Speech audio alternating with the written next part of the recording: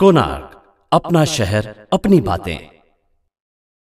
उल्हासनगर महानगर पालिका में ठेकेदारों की ठेकेदारी बड़ी जोरों पर है।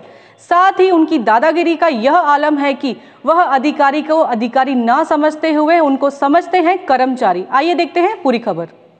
मुळात अत्यंत निंदनीय आणि लज्जास्पद हा प्रकार घडलेला आहे।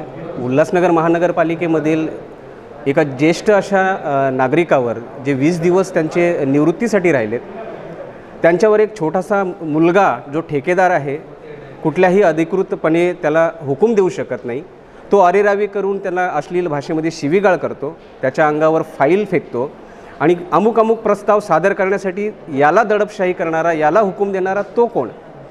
हे सगळं होत असताना उल्हासनगर महानगरपालिकेमध्ये एक गोष्ट मला प्रकर्षाने जाणवते आणि ती नमूद करावीशी अशी वाटते की या प्रशासनामध्ये ठेकेदारांचा जो माज आहे तो एवढा कसा वाढत चाललाय।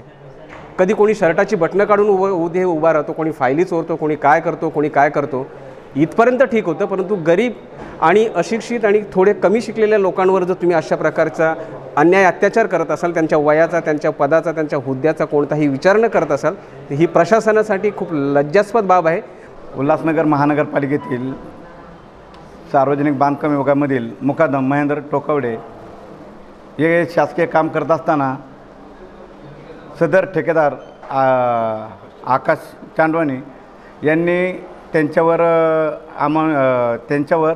अश्लील शब्द वापरून त्यांच्या तोंडावर फाईल फेकले। असे प्रकार घडू नये आणि सदर ठेकेदारवर कारवाई करावी आणि त्यांच्या ज्या पण निविदा काढल्या त्या रद्द करावे।